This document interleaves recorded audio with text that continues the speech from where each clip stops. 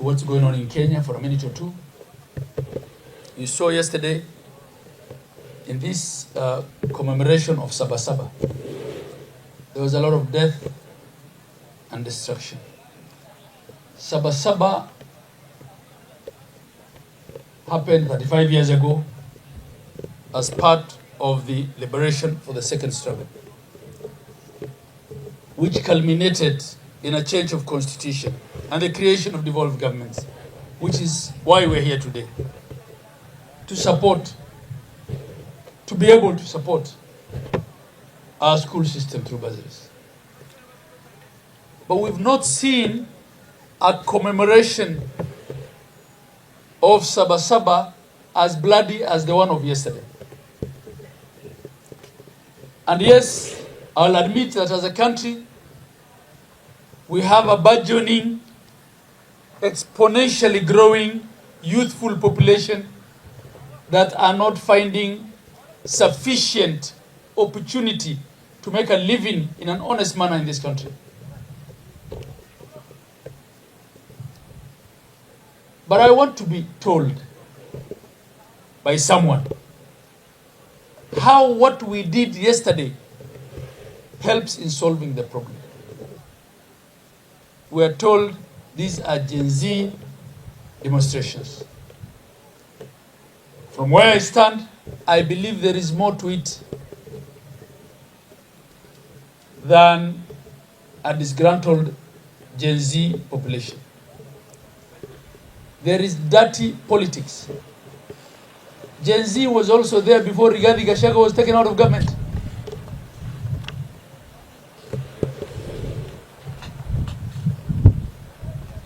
Are the people calling themselves GenZs who are demonstrating and banning Kenya under the pretext of GenZ, movement, telling us that Kenya had no problems before Rigathi was removed as deputy president?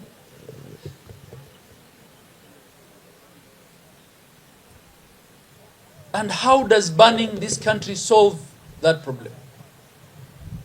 We read a lot of politics into this. We read a lot of ethnic hatred into what is going on in this country. And if we create an impression that Kenya can only be peaceful if it's led by people from certain parts of the country, then we will tear this country apart. And it will be too late.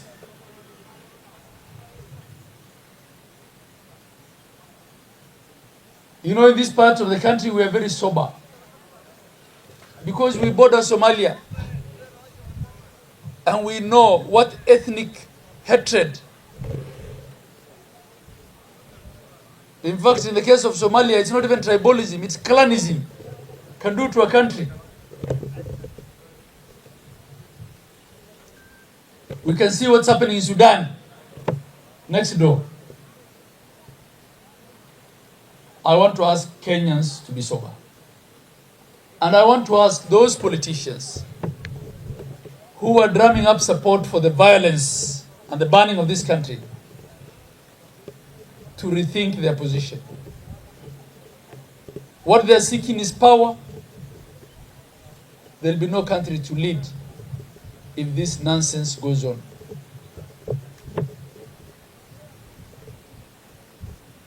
Yes, we have genuine problems as a country. Those problems did not spring up overnight with the Ruto administration. They were there before him.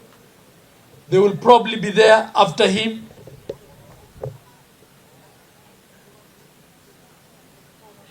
We should talk as a leadership and engage all stakeholders to see how to make Kenya better.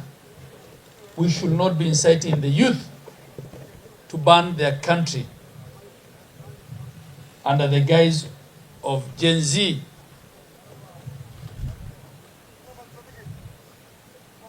As they continue to lose their lives through demonstrations every time these things happen. It is not necessary. It is uncalled for. I am sure there's a better way to demonstrate. There's a better way to speak to the problems that we face as a country. And I've said before, and I will not shy from saying, that from where I sit, I read politics. And I read the toxic, ethnic politics of this country into what is going on.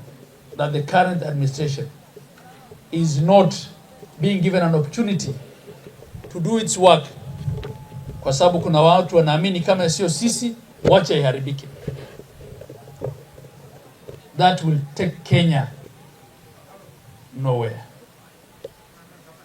We need to pull back from the cliff as a country